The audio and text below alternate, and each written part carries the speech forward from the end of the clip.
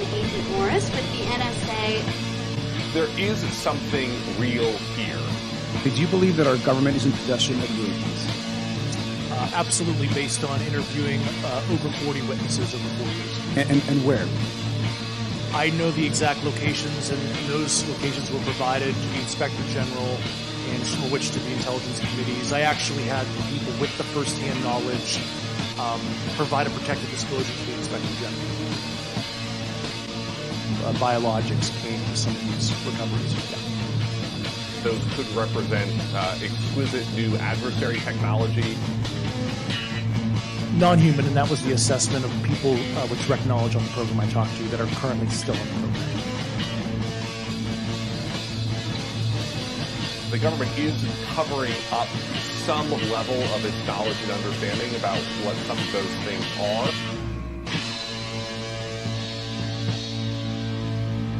The Soul Foundation, which just announced a new initiative for UFO research and policy. It's nuts, man. I mean, we're just small-town buds who saw a UFO in the woods. I mean, now we're hanging out with the government. Wow. What floor were you guys on?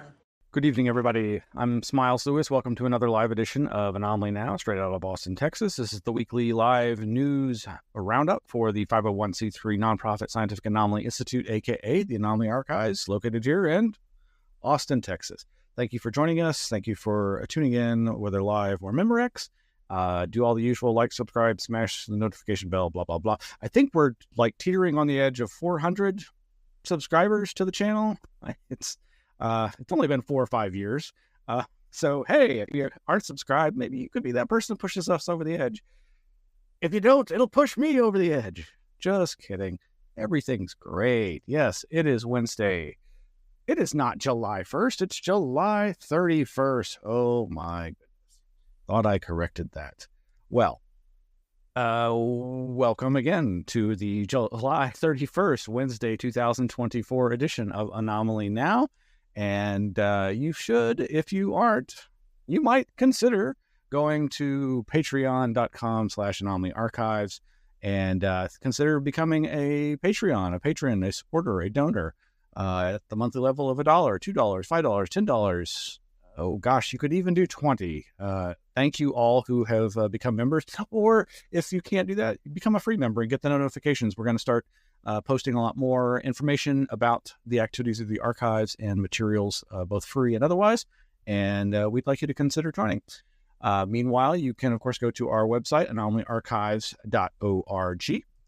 And there you will find all kinds of information about our 7,000 plus archive collection of books on UFOs, consciousness, parapsychology, Bermuda Triangle, Atlantis, crop circles, consciousness. I think I said that already.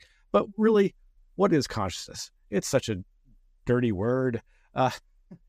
Anyway, you can also go to our Flipboard where you can find more information about all the links that I share, that I flip over to the flipboard.com website where it's flipboard.com/@Anomaly Archives, and there's a link there that'll take you to the actual Flipboard.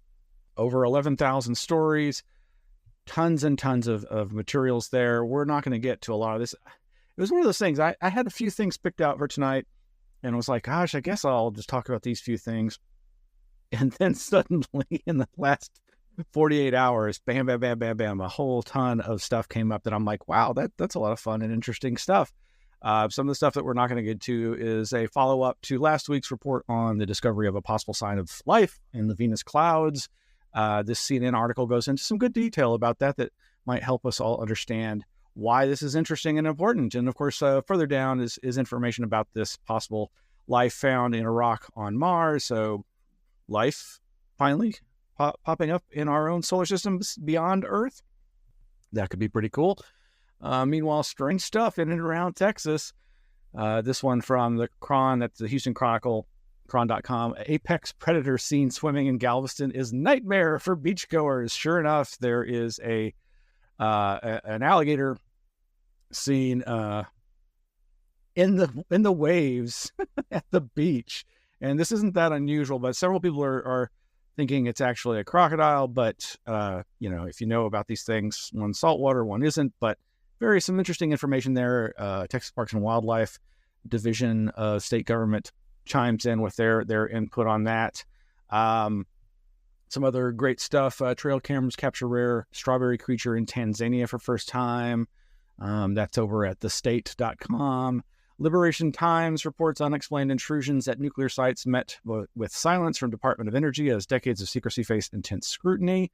I think I had seen this video of that committee meeting and that cross-examination. And over at Dustin Slaughter's Substack, UAP incursion at Pancakes nuclear facility revealed a newly released document. That's a nuclear material facility here in Texas.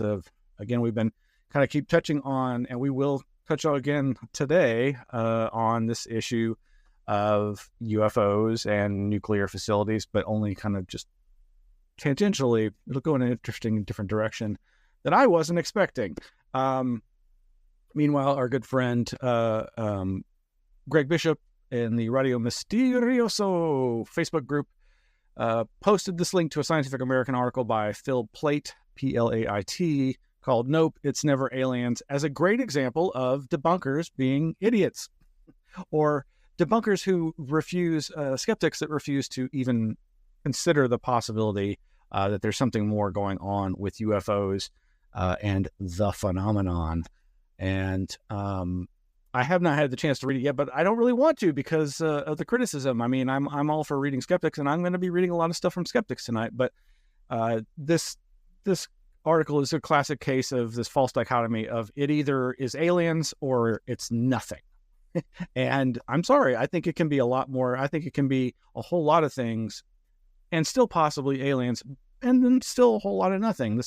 Just imagine the very basic idea of the 80% haystack of UFOs is IFOs. That's the majority of UFO sighting reports represent identifiable flying objects or things that can be known if we have enough information. Oh, it's that refrain again from the Air Force and Project Blue Book, and now, or more recently, Arrow, that, we have some unidentifieds, but if we just had more information, we could identify them. Some other interesting links over at the Flipboard. Two things from SCU, the Scientific Coalition for UAP Studies. Announces partnership with the Latin American Academy of Scientific Ufology, as well as Executive Board member Robert Powell to present at the 2024 American Institute of Aeronautics and Astronautics Aviation Forum. That's pretty cool. Way to go, Robert. And a very strange, interesting project called Project Nano. Mork and Mindy reference? No. And then, of course, here in Texas, again, massive wave of earthquakes. And I saw a UFO researcher who I respect, who's cataloged lots and lots of humanoid cases over the years, more than most people, who said, they're going to blame it on fracking. Well, yeah. And is it any wonder that the Texas oil regulator is investigating? It is generally accepted that earthquakes are one of the side effects of sending all these noxious chemicals into the earth to push out more natural gas or more oil. I think it may only work with oil. I'm not really sure. But whether this is going on, there seems to be a concomitant increase in earthquake activity. Surprise, surprise. Strongest swarm of earthquakes was of a 5.1 magnitude recorded on Friday in West Texas. Very interesting stuff. It even, and the UFO connection. Yes, right. There's always got to be a UFO connection. I am a longtime fan of Michael Persinger's tectonic strain theory, the TST, or Paul Devereaux's Earthlights hypothesis. This idea that there is tectonic activity that creates strain, and then these piezoelectric and or some kind of other plasma type phenomena is released and are seen and identified as UFOs because they are seemingly flying. And their lights in the sky at night, sometimes in the day even, and it may in the daytime appear like Mercury, like a metallic craft, according to some researchers. Now, these theories have been slightly tested scientifically, and there does seem to be some evidence for this being a real phenomenon. Like so many things, it may be that certain government or corporate entities have a lot more information about how to do this than we do. So who knows? But there is a lot of good, valid scientific criticism and critique of the TST and Earthlights hypothesis. But nonetheless, I find it very compelling and encourage folks to look into that. But it really surprised me. Some of you probably saw the Project Blue Book TV series several years ago, and I was really excited when one of the episodes that had connections to MKUltra also invoked this idea of UFO phenomena instigated by fluid injection, fracking. I don't know that there's any relevance to the Blue Book case files that I'm aware of that touches on any of that, but it was neat to see that worked into an episode. Meanwhile, something else, don't want to go into too deep on, but sure enough, it's very interesting. Some of y'all might recall that there was what many people believe was a hit piece, and in fact, an inappropriate use of journalistic investigatory efforts on the part of a writer for The Intercept, I believe, or was it the Daily Beast? I forget. But it's in the article here at the LudenTimes.com website. UFO whistleblower sues sheriff's office over records release. Basically, in a nutshell, the David Grush, the whistleblower, is filing a $1 million+ lawsuit against the sheriff's department for having released the documents about his having been remanded against his will temporarily to a mental hospital for evaluation. And according to, I believe, the state's laws, that is not something that can be released through Freedom of Information Act to journalists. But that's probably maybe grossly misrepresenting that, but you can go to the website and check that out. I remember when this happened, and it definitely seemed like, oh, great. So you're basically just trying to do the classic ridiculing of a UFO witness or somebody who's expressing an interest in these phenomena. That's pretty nasty. A lot of great other stuff, as I mentioned. NASA scientist says patented Exodus effect propellantless propulsion drive that defies physics is ready to go to space. This over at thedebrief.org. This and a couple of other articles led me down a path that I was just not very familiar with, which is the type of propulsion systems that modern satellites are using up in space and orbit. Interesting stuff if you're into space travel and the idea of humans getting off this rock. Meanwhile, over at one of those YouTube channels that focuses on these alternative propulsion technologies, there's an interesting interview. It's about 45 minutes long with Maya Cowan on UAP and cultural anthropology. This interview and others were recorded by the channel's main representative who does his own podcast and has done some great interviews. I'm forgetting his name at the moment, but this one is unlike all the others because it's not so much about technology, at least from the title, but more about cultural anthropology as it intersects with UFO, UAP studies. And I'm always very excited to see that kind of work out there because I'm sick to death of this new post-2017 focus on nuts and bolts and aviation threats and all that, all of which is important and relevant, but it leaves out the people and the effect on societies through culture and storytelling. Related to some of this is more stuff from the debrief. Scientists demonstrate the ability to control smart devices from within lucid dreams. Now, this is fascinating. We've fairly regularly reported on dreaming research as well as lucid dream research, as well as lucid dream technology, how to induce it. And back in, I think, the late 60s was when the lucid dream state was first really documented by way of a lucid dreamer named Alan Worsley signaling to scientists in the laboratory, the sleep lab, from within his dream through a pre-agreed upon signaling with the eyes, some sort of that yes, no, and being able to say basically, I am in the dream, I'm aware I'm in the dream, and I'm trying to signal the lab. And there's been a lot of repetition of those types of experiments.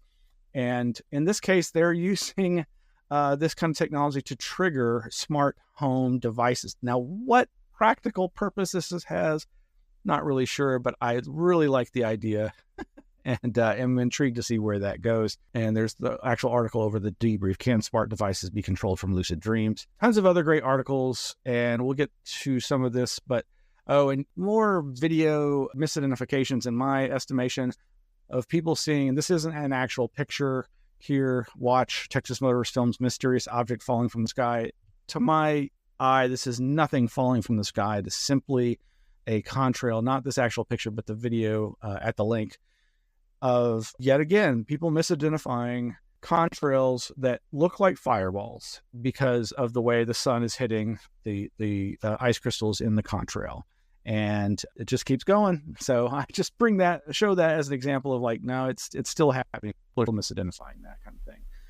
Anyway, lots more. There's that article I mentioned. This Mars rock could show evidence of life. Here's what Perseverance rover found. Yeah. Then we're back to last week. Okay, so in the previous week's episode, I was talking about Stephen Greer having apparently finally specifically said that he believes that the Betty and Barty Hill case was a case of mind control, MILABs, military abductions.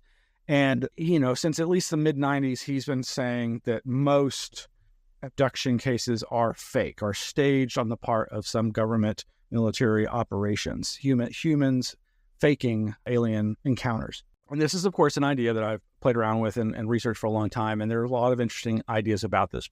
So I had also pointed out the recent explication of one of my favorite UFO cases, the Joe Simonton, Wisconsin alien pancakes, space pancakes case, and how one of my favorite group of paranormal community hosts, the Newkirks, Greg and Dana Newkirk, with their Paramuseum and their Haunted Objects podcast, had done a podcast for this called We Found the Space Pancakes, America's Weirdest UFO Encounter. And I really enjoyed it. Highly recommend it. And then today I saw this post, or rather yesterday, from Jeff Knox. I'm acquaintances with the Newkirks. I mean, we're not close friends by any means, but I really respect what they do and find them to be a fascinating couple and doing great work in creating one of the best paranormal communities I am aware of. And they're not focused on UFOs per se, but that, of course, is a large part of the areas that they cover, but more paranormal ghost hunting, though they don't like that phrase like so many have kind of shifted away from. But another mutual friend who I really respect, Jeff Knox. Jeff does a constant flow of On This Day in UFO History, where he posts synopses of famous aspects of UFO history with all the documentation and links. Very good synopses of these different cases and whatnot. Highly recommend you seek him out. You can search on YouTube for Jeff Knox and a YouTube channel called UFO Sunset. Yes, a YouTube channel called UFO Sunset. And I had forgotten that back in April, he'd done a lecture on that channel for the UFO Sunset show on the Joe Simonton case. And as usual, it was really great, very deep dive. But he's now, without using the P plagiarism word, it's all over the P word, pancakes. He's very upset. He feels like he's seen this video of the Newkirks and feels like they've basically more or less stolen his research. They did provide a link to his online lecture and other resources that are in their presentation. But anyway, I'll be providing the link. You can look at both and make up your own mind. I feel like, I hate drama, except where it's warranted. And I know he feels this is warranted. And a lot of people are chiming in and saying, this is terrible and shouldn't do that. And you're right to speak out about this. And of course, I get it. Anytime you put a lot of effort into something and then you see seemingly what to your eyes looks like somebody taking advantage or benefiting from the fruits of your labor, it's very frustrating. Now, I would just say in their defense, this is a situation now where there are so many people producing content, especially on UFOs, and mining all the ever-expanding materials that are being preserved and scanned and uploaded and made available more widely than ever before, that there's a lot of overlap. And I, unrelated to the field of UFOs, I'm a survivor of a mass shooting from 1979 in San Antonio. And when I was in high school, I wrote an essay about it. And one of the first things I did years later was put it up online. And then one day I came across an article that was really good about the shooting, and I'm reading it, and it's very comprehensive and it's got all this information. And suddenly I realized that they seem to have lifted the phrasing and content of my article and worked it into this article of theirs. And it was very frustrating, with no credit whatsoever, as far as I could tell or recall. This is so many years ago, and I saw water off the duck's back. But Anyway, so just briefly, Jeff Knox says, so there are these people, the Newkirks, that are some of the bigger paranormal content creators. People have probably seen some of their films or series. Hellier, I noticed they had a new podcast episode on the Joe Simonton case where they say they have discovered new info no one has ever heard before that will change ufology. So I decided to watch, see if they found anything new. First thing I realized is they didn't do the research. I did. You can read the rest there. This is public. That's the way his Facebook settings are. I hope he doesn't feel badly about me calling attention to this. And I would just want people to get along. But again, I just think it's really hard. It's very easy for all this stuff to overlap. But something I wanted to use this as an opportunity to continue something I intended to say last week when I was talking about this idea, because what they uncover or rediscover is something, again, that Jeff does report in his video. This idea, this information that apparently has been available since the case emerged back in the 60s, that there were allegations that hypnosis was used to, if not outright create the experience that Joe Simonton had. The alternate version is that they just used the hypnosis to have him reinforce the original story or experience that he had. Either way, there is this idea of the induction of a UFO contact experience, not an abduction, but a contact experience. And one of the Connor, the producer of the show, the Haunted Objects podcast, describes it as kind of like the last of the contactee cases, that the Joe Simonton case kind of represents that last of the contactee cases. Now, that's not obviously exactly true, because these things just kind of keep going. There's still contact cases happening now, but I find this very interesting. And so here is the Joe Simonton case, Jeff Knox, UFOs number 4, from his April 28, 2024 instance of this, where it's about 40-minute long lecture, very comprehensive, really good deep dive. I really enjoy his work. And as a quick aside, well, I don't want to be too personal, but he's recently lost a pet. And yeah, so anyway, you can watch this there. But the point I kind of wanted to make, and here are just some other examples of people talking about the case. It's been around for, like I say, a long, long time. This is Jose Antonio Caravaca's Distortion Theory blog. This is a post he did back in March of 2014 on the story. It goes into this whole idea. And again, everybody loves the pancakes. And so everybody's always trying to find out where those pancakes went. And sure enough, classic UFO researcher Barry Greenwood had one of the last pieces and has since donated it to David Marler's facility in New Mexico, the National UFO Historical Records Center in UFO HRC. And there's, other articles about this. This one over at LinkedIn from 2018, Searching for Pancakes, and even over at the Anomalist at anomalous.com. Basic Pancakes, a 4TN breakfast story by Lauren Coleman. All of this, just as examples of how far back this goes. And I mean, obviously it goes back all the way to the case when it first emerged in the late 60s. But what I really wanted to comment on is, again, this idea of the suggestion of mind control and the use of hypnosis to induce or manipulate people's UFO stories, their encounter stories, their abduction or contact stories. And one of the first episodes, the third episode of the Haunted Objects podcast that the Newkirks did back in late 2022, examining Betty Hill's alien abduction dress. I really enjoyed this episode. Again, this is a very long, hour and 7 minutes podcast. Highly recommend it. But in it, they reminded me and the viewers of something else that happened. They allude to the fact that they have done an experiment where they induced an alien abduction experience, completely created it in a person, allegedly, back in 2012. And in fact, it's in Hellier Season 2, Episode 7, in which you get to see some of this footage. Now, I believe within their Patreon-supported community, they have access to all the art. You, as a patron, have access to all the archives, and I think you can go and watch the raw video, I think. But it is also at least partly in Episode 7 of Season 2 of Hellier. Now, Hellier is a whole other subject unto itself, but it's a fun ride, though many people find it very boring and pointless. But I found it very interesting, and to each their own. But this is the video in which they talk about how in 2012 they set out to create an abduction experience whereby they had a professional hypnotist instill an experience in their friend Jason. That's Jason there.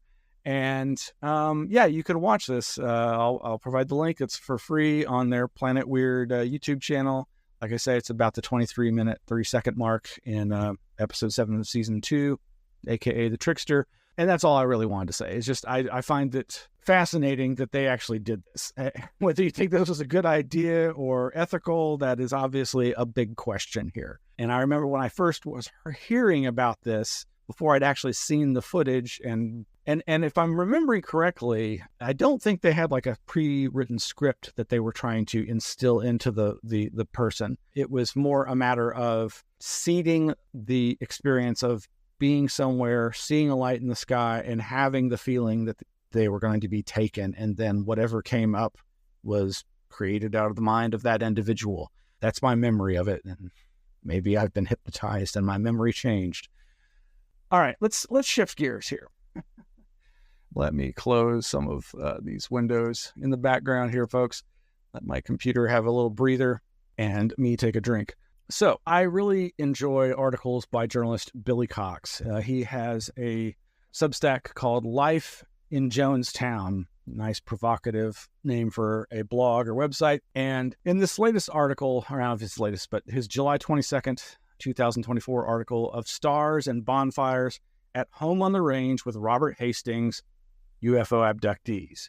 I was not expecting something that to me is as interesting as this. Now, for those who aren't familiar, I've been involved in UFO stuff pretty much all my life, but when I graduated from high school in 1989, I became involved shortly thereafter in the local MUFON, Mutual UFO Network chapter here in Austin.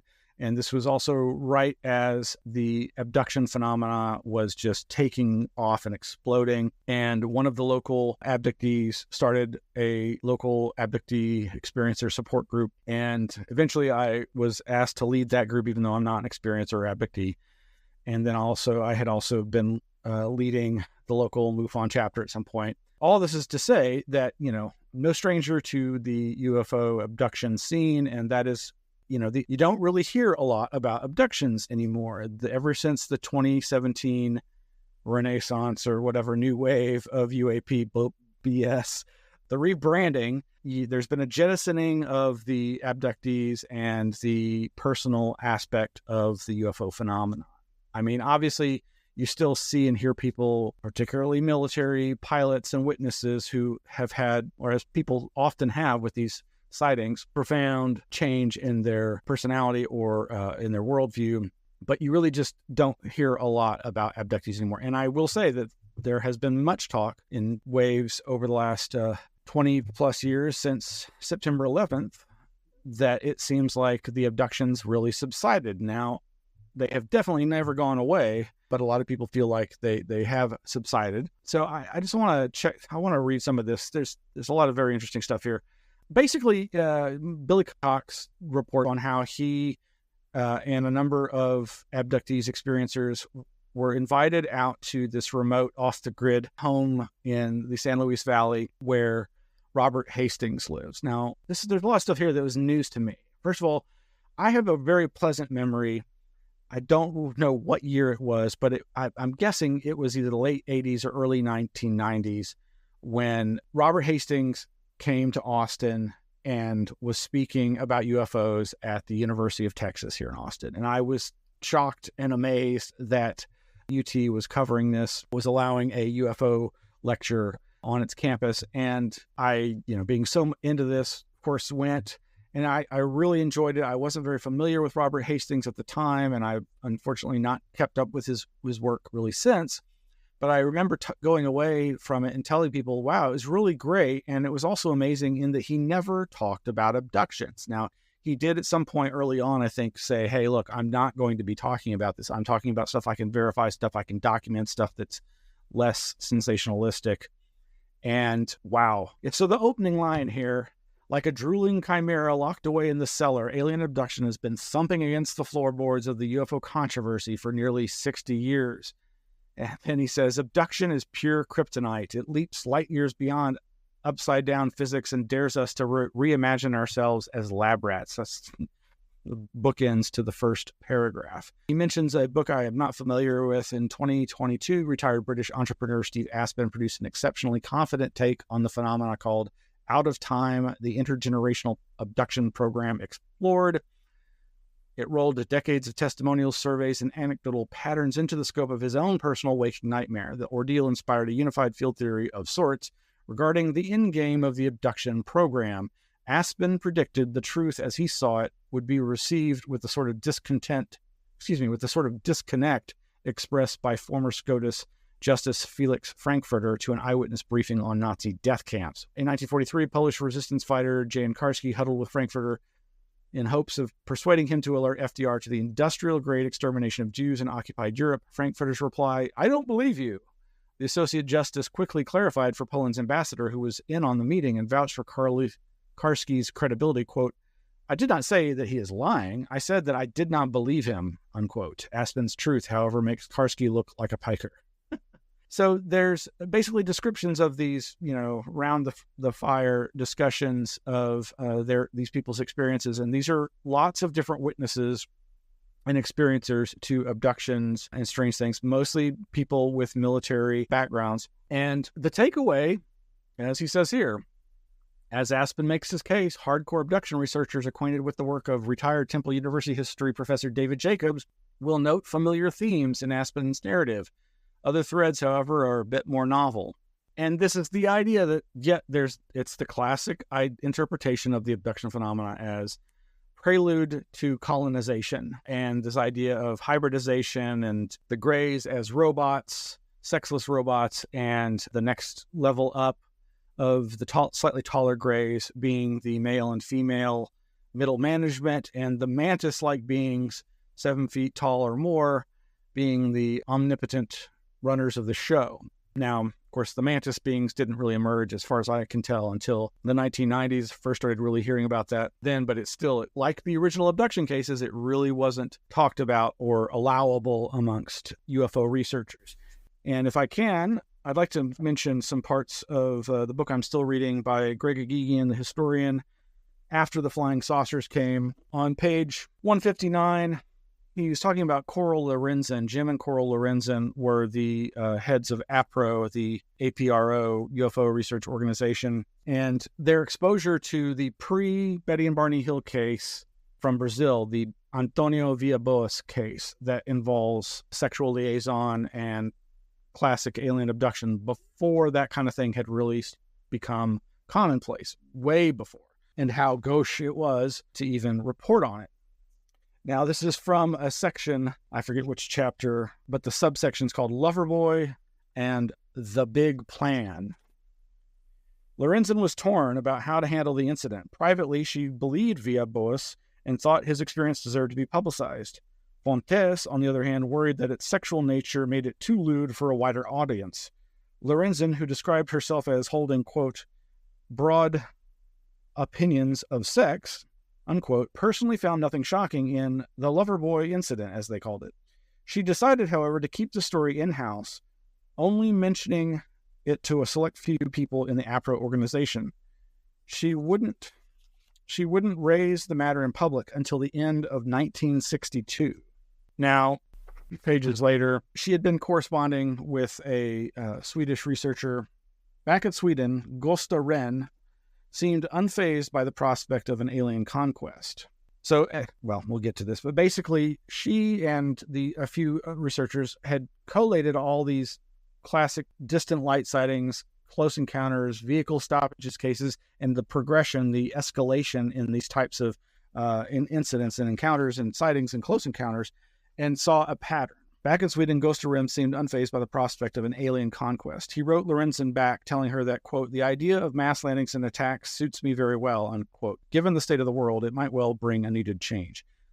Quote, I am misanthropic enough to welcome such a solution of the messy human problem. Fake democracies, boundarish, low-down commercialism, rampant, almost everybody suffering from stress, neurotic bodily ailments due to a civilization that promotes evil and stunts biological and mental growth. The stupid resistance against the planned economy compared with which Soviet becomes a hope. And the impossibility of total disarmament unless we get a world government and an armed police force. Perhaps the saucer catastrophe will force the nations to form that world government. So right there, from this quote from Sweden's Gösta Rehn back in the late 60s, is already intimating what many people had already kind of intimated, this idea that humanity would finally be united against an alien threat from outside this world, as Ronald Reagan said. This page goes on. When in 1962 she published her first book, The Great Flying Saucer Hoax, Lorenzen laid out her case to the general public for what came to be termed the hostility thesis about UFOs. Still, she continued to keep the Via Boas story under wraps. Others did not. That same year, 2 members of the Brazilian Society for the Study of Flying Saucers, Walter Buehler and Mario Prudente Aquino, published a piece on the encounter in the group's bulletin after traveling to the man's residence and interviewing him there. They chose to keep him anonymous, however, and referred to him only as AVB. Buehler sent a copy of the newsletter to Gordon Crichton at Flying Saucer Review in London. Like Lorenzen, he sat on the story for another 2 years in the hope that more evidence would come to light. Then in early 1965, Crichton relented, apologizing, quote, to any reader who may find this bizarre story offensive. He published the first of 9 separate articles on the Via Boas case to appear in the magazine from 1965 to 1968.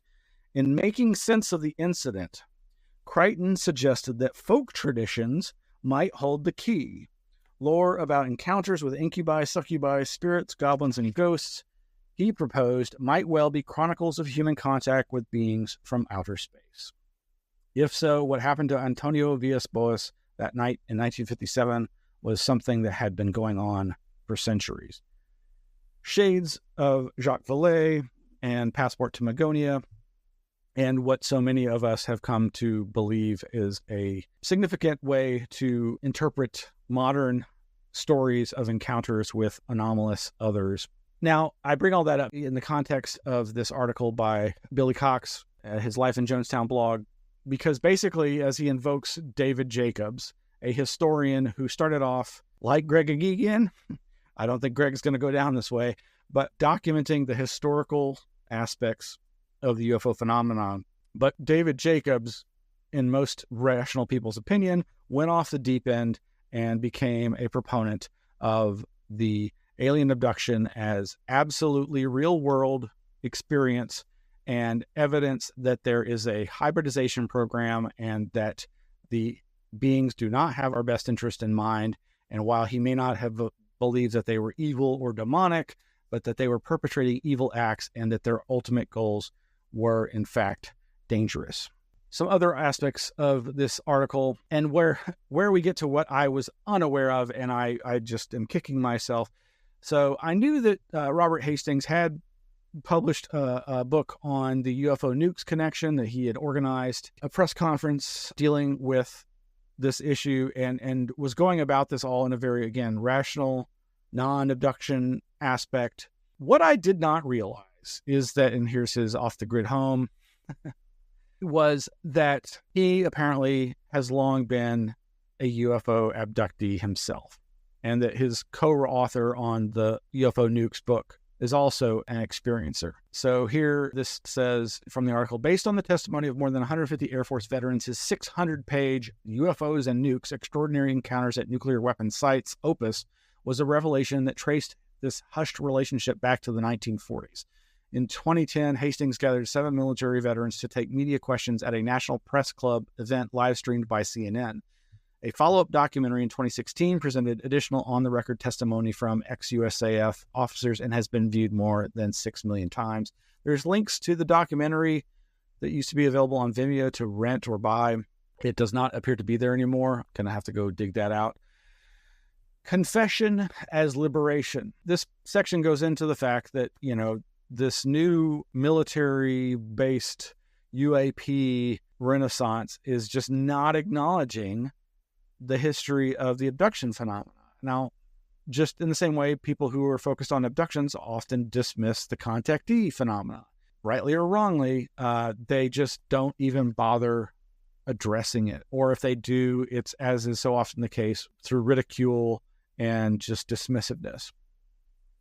Now, this is where I did not realize Mr. Hastings' trajectory had so significantly changed. In 2019, 2 years after having been diagnosed with progressive heart failure, his field research days over, Hastings produced his second book, Confession, Our Hidden Alien Encounters Revealed. No longer worried about alienating potential new witnesses, he went public with his own previously closeted and lifelong abduction experiences. His co-author, Bob Jacobs, I don't think he's related to David Jacobs, is the former Air Force lieutenant who recorded alleged still classified footage of a UFO disabling a dummy warhead following a launch off Big Sur in 1964. Jacobs and Hastings decided to collaborate and fess up to what they'd been concealing after discovering they shared a quirk of the abduction phenomena. More later on that. So there's some great anecdotes here about the different attendees, these military experiencers, UFO witnesses, abductees, some of whom are still remaining anonymous. Some you will recognize them from famous cases who had all gathered to talk about their experiences unhindered by the pressures of society amongst their friends there at Mr. Hastings' residence. And it just gives example after example of them being dismissed by people as they try to produce documentaries or, to talk more publicly about about the UFO phenomena. But again, it's a bridge too far for so many when it comes to these kinds of experiences.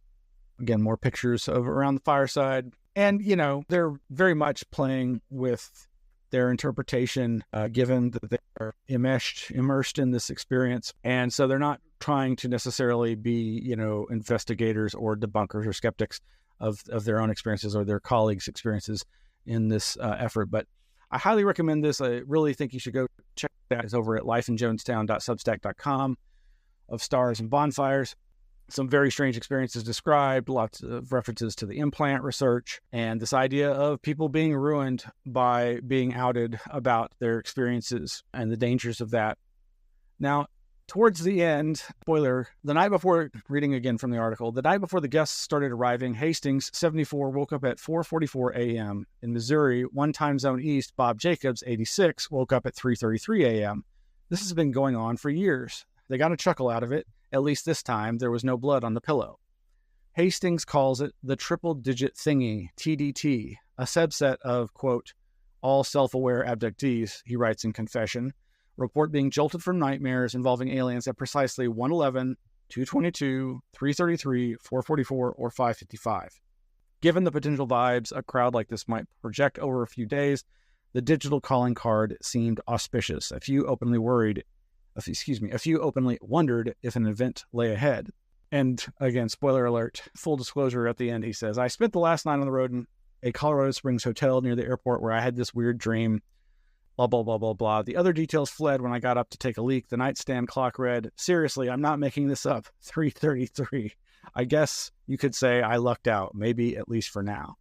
Now, I wanted to mention that last bit just because it reminded me of how back when I was running the abductee support group, at least I think it was before the leader had moved on and had me start, there was an experiencer and his roommate, Bo and Hagar, who are featured in at least one of abduction researcher Carla Turner's books. And at one point, they brought to the group the fact that they were having that exact same clock phenomena, digital clock phenomena, waking up. In their case, I remember them saying, this would happen like all in the same night. They'd wake up at 111, 222, 333, 444, 555. And then it would happen again. Now, I don't recall them linking it to waking up from UFO or alien abduction nightmares, but they were experiencing a variety of strange bedroom visitation type experiences and seemingly, to some degree, mutually witnessed experiences, at least one that I recall. That's, I think, documented in Carla's book. I forget which book.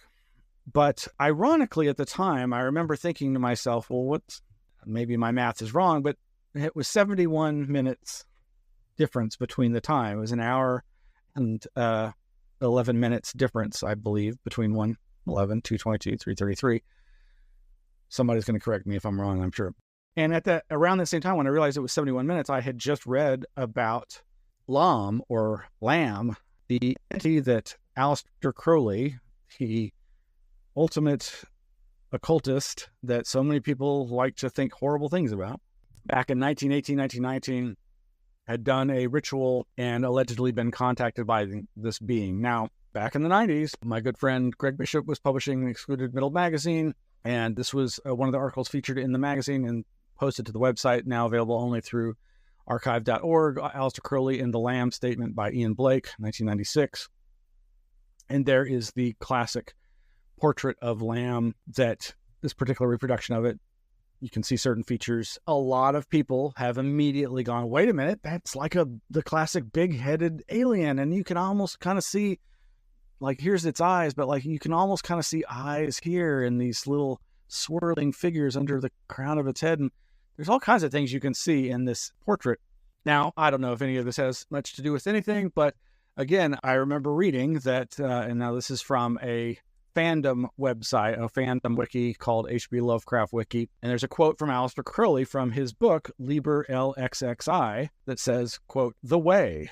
Lam is the Tibetan word for way or path, and Lama is he who goeth.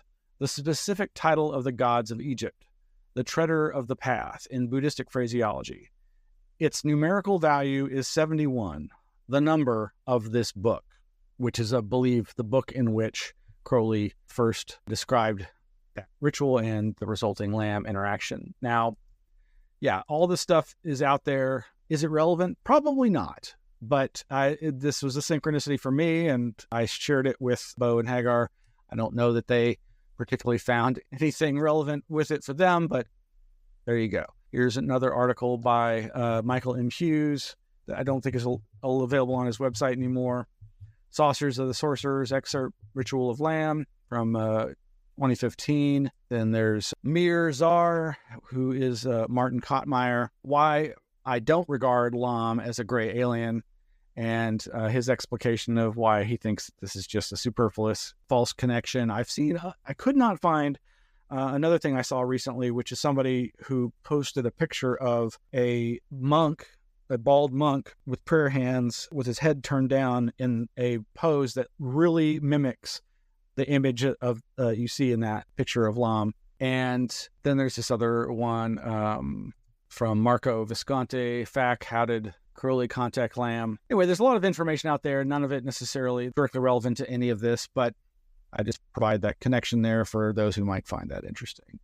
All right, gosh, we're already almost an hour in. I'm going to try to go through this really quickly, folks, but sticking kind of with UFOs and then again going a bit divergent. I've mentioned before, I'm a big fan of Aaron Golias's podcast, The Saucer Life. You can find all the episodes there at saucerlife.com.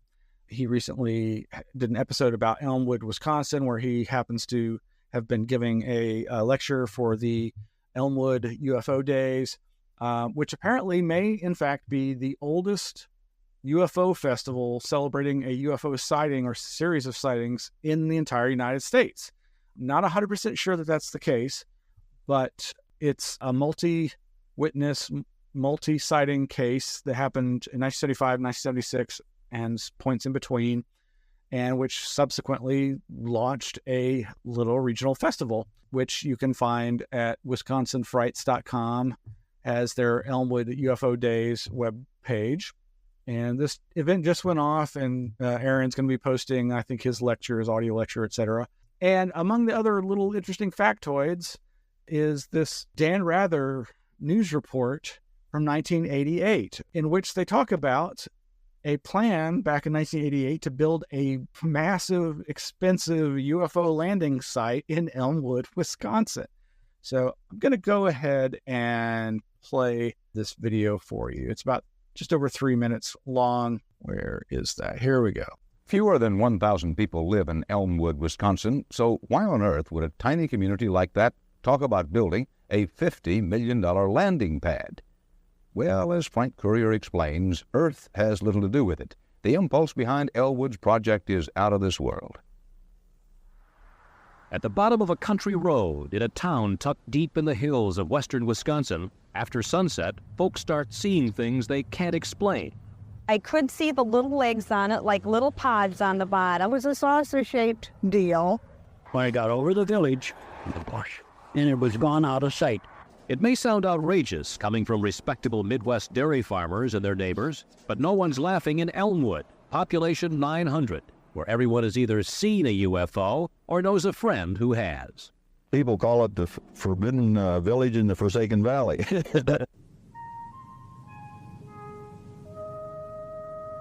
With scores of UFO sightings here the past decade, and with inspiration from the movie Close Encounters, Elmwood townspeople are supporting plans to build a 2-square-mile landing pad for aliens, who some think are waiting for an invitation to make contact. In our opinion, this is going to represent man's grand attempt here to reach out and establish a relationship with this society.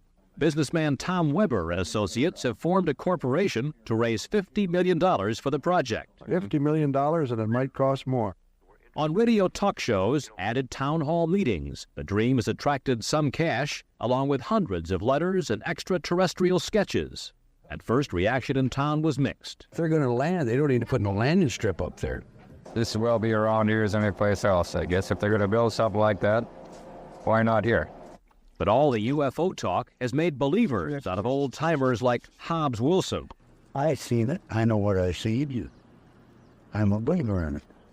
While a few skeptics say the lights in this old limestone quarry may play tricks after 3 beers, it was here 12 years ago Elmwood claimed its first UFO encounter, witnessed by Village Police Chief George Wheeler, who died 2 years later, who told his widow Doris he'd been zapped by a beam of blue light from a hovering spacecraft. I do believe they're from another planet. I really do. The people here in Dairy Country who support the notion of a concrete welcome mat ringed by thousands of lights are not discouraged that aliens have ignored less ambitious landing pads elsewhere. Over the years, crude landing sites have been abandoned in at least 4 states, including Pennsylvania, where all that's left is a model of a flying saucer now ringed by trailers. UFO is coming all over town here. An interplanetary landing pad may be light years away, but it's no joke in Elmwood, perhaps the only town on Earth to host an annual UFO Days festival and parade. I'm not saying they are, and I ain't saying they ain't, but if they're going to be any place, they'll be in Elmwood. A town where most people never have to cross Main Street to reach the outer limits. Frank Courier, CBS News, Elmwood, Wisconsin. Again, quickly trying to wrap up, but still got bunch of things I wanted to mention. Last week, we were talking about the fact that you could see previews of Lou Elizondo's new book, Imminent. Of course, previously, there had been copies going on sale on Amazon that turned out to be fake. A lot of people getting angry when they received a bootleg fake copy that apparently had nothing to do, but just they faked the cover and the contents. Well, apparently somebody leaked. Allegedly, I'm not really sure if this is the correct way. There was a brief period where there was a preview available on Google Books of Lou Elizondo's book, Imminent, and certain people, mostly skeptics, dove right in and dug it for gold. And there's 2 posts by a researcher, a skeptic, a real debunker who I often find helpful information through his blog, even as I dislike his attitude and vitriol. I roll. Jason Colavito, his blog is at his website with that name, jasoncolavito.com. Back in July 23rd, Lou Elizondo claims psychic powers, an excerpt from new memoir. This is interesting to me because it apparently in the new book is more about what we'd been hearing through some associates of Elizondo, and occasionally he would make references to it, that he had been a trained psychic remote viewer of some skill or repute, and that appears to be something that's in the new book. Won't know until it actually comes out. The preview has since been closed. The book has still not been released, but is coming out next month, allegedly, so we'll see. But there's other information in another blog from Jason Colavito, a Lou Elizondo memoir dubbed, quote-unquote, King of Torture, Haunted by Bubbles, Talks Nephilim. This one from a few days later, July 26th. And what I find most interesting here is it reminded me of something I hadn't thought about in some time, which was when Lou first came onto the scene, one of the things that really concerned me was the fact that he apparently worked at Guantanamo Bay, Cuba, that I don't know if he was an interrogator or simply an interpreter, but in these 2 excerpt reviews by Jason at his Skeptics blog, he makes reference to this. And from the blog, he's, quote, he also claims to have engaged in the torture of 9/11 detainees at Guantanamo Bay, been dubbed the, quote, King of Torture unquote, by a detainee's lawyer and to have a European arrest warrant issued against him for torture. And as Calavetto comments, this somehow didn't stop him from traveling to Europe for UFO conferences. The book seems to have no references or documentation, making it hard to check these claims. Now, maybe that's because you didn't have access to anything but these excerpts as opposed to source notes and citations. I don't know. But this is very concerning to me. And, you know, whatever your feelings are about the war on terror post 9/11 and the, in my estimation, horrible things that this country did in the name of national security and in retribution for the events of September 11, 2001, this is just beyond the pale.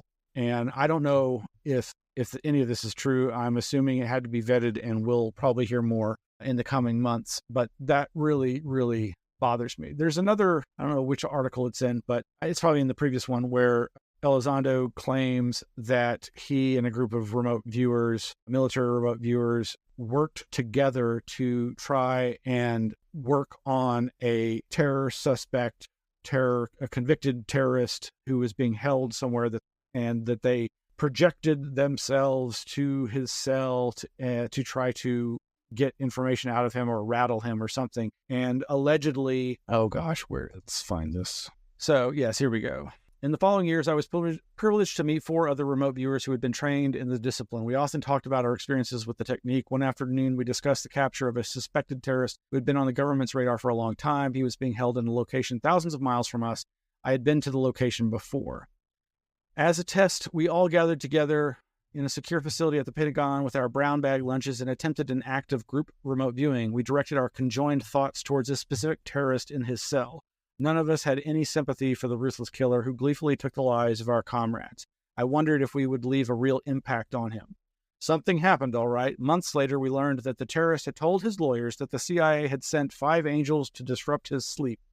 5 figures washed in a white light stood over his bed and shook it violently, leaving him terrified. He felt that judgment was upon him. He shared the story with his attorney, and the tale later ended up in a mainstream newspaper article about a secret CIA program being used to harass his client. I told Hal Puthoff what we had done. He was not surprised. That's over on this page here. This excerpt, no longer available. All right, make of that what you will. But, you know, it is certainly been documented. I don't know, again, you can't trust Wikipedia, but here it is.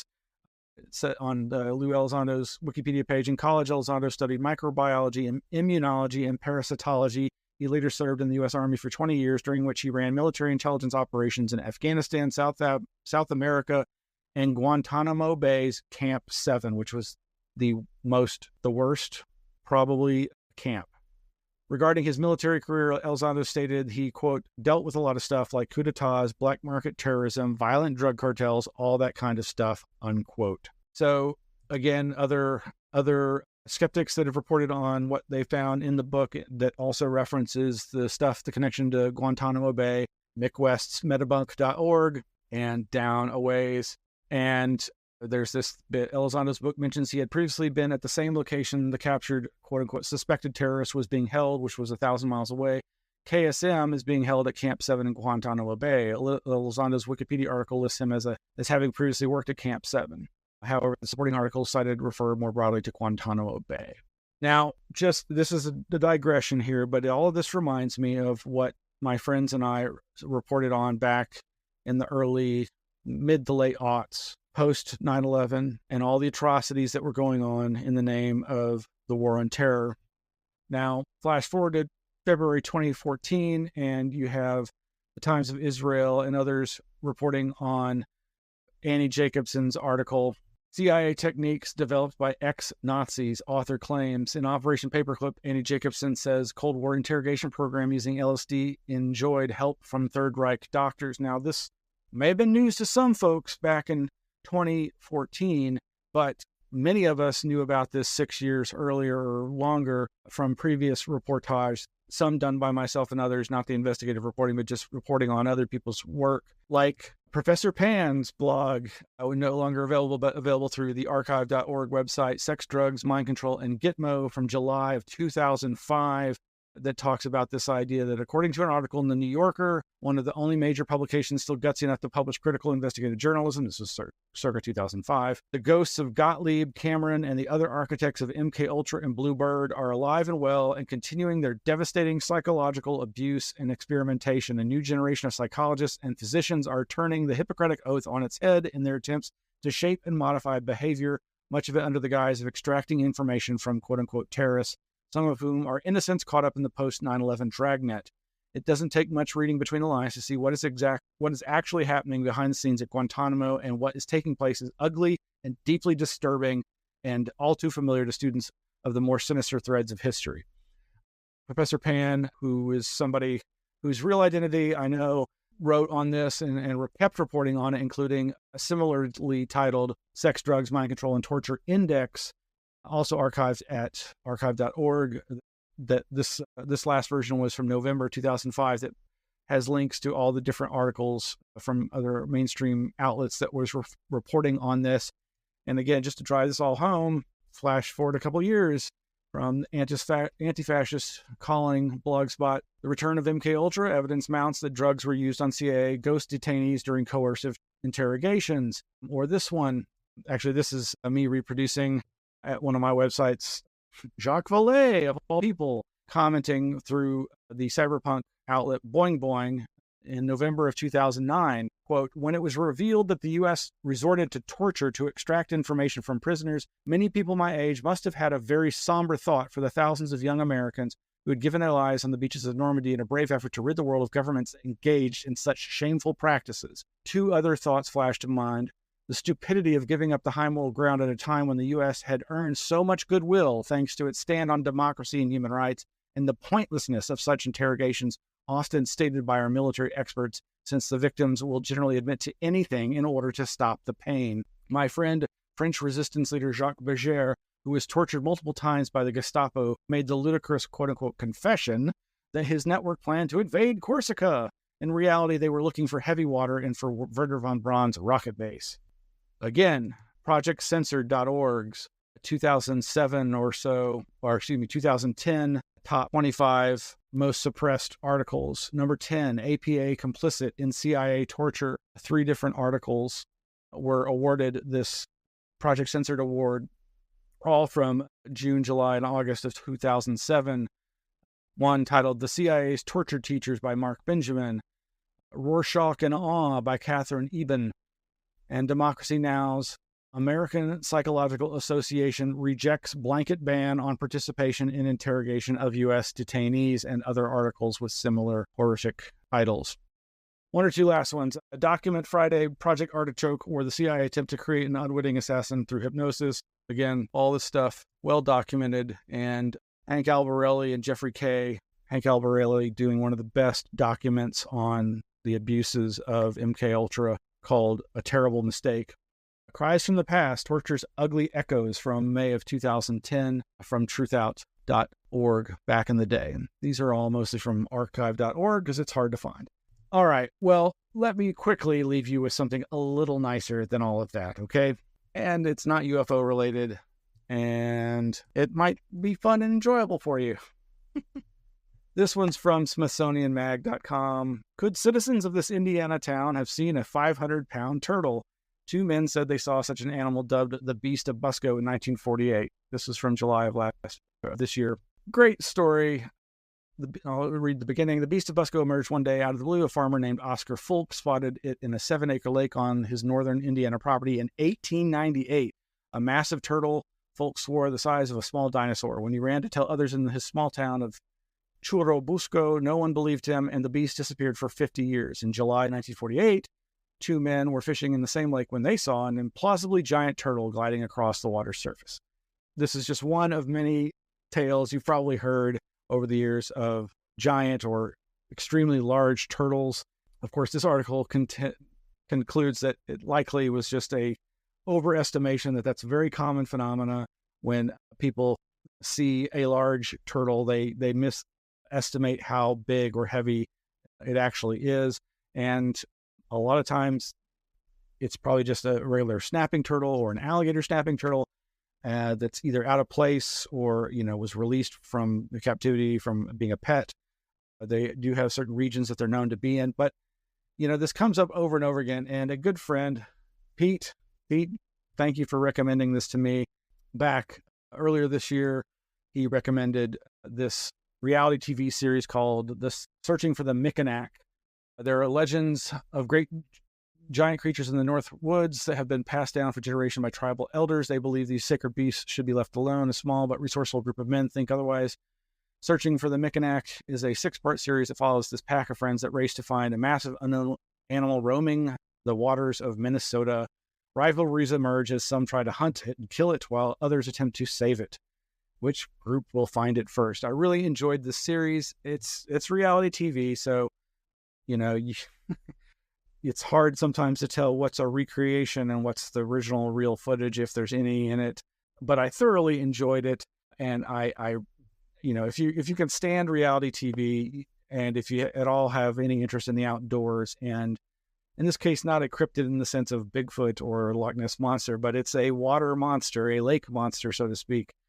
But in this case, just perhaps a really, really big alligator snapping turtle or descendant of some creature from years ago. Back in the day when I published my Elpis journal, my roommate, whose UFO sighting I wrote a report on, he had a series of UFO sightings at a Mooney Theological Seminary on the Hudson River up in the northeastern part of the country.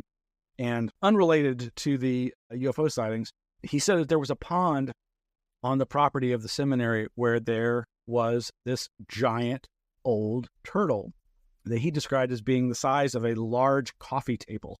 And I just always found that story very wonderful. And I love the idea of these obviously really old creatures. But one last thing. I know, gone on an hour and 20 minutes here. Video games to help solve puzzles, to crowdsource scientific projects. This article over at IGN.com, millions of Borderlands 3 players all are now collectively listed as contributors to a peer-reviewed scientific paper. Borderlands is this kind of post-apocalyptic video game. Articles can't really see the image there, but basically they had an in-game process whereby the players would manipulate color codes that represented basically DNA data. And I just love this idea of kind of crowdsourcing through games, playful ways of helping process data. And it reminds me of our previous stories about SETI at home and how people would use their idle computers to help process SETI, search for extraterrestrial intelligence data. And of course, there's the dark side of this in terms of like books like Ender's Game and Black Mirror episodes whereby, people in VR or augmented reality, virtual reality games are, killing bugs, but the bugs turn out to be other humans or another alien species or something. In other words, using video games to hide or mask the enemy in such a way as to make it easier for them to be killed. But here is a more pleasant way in-game doing, puzzles that can help resolve scientific data. Anyway, okay, I'm out. This has gone way too long and I need to relax. So thank you all for joining us tonight. It's been a pleasure and we'll see you next week.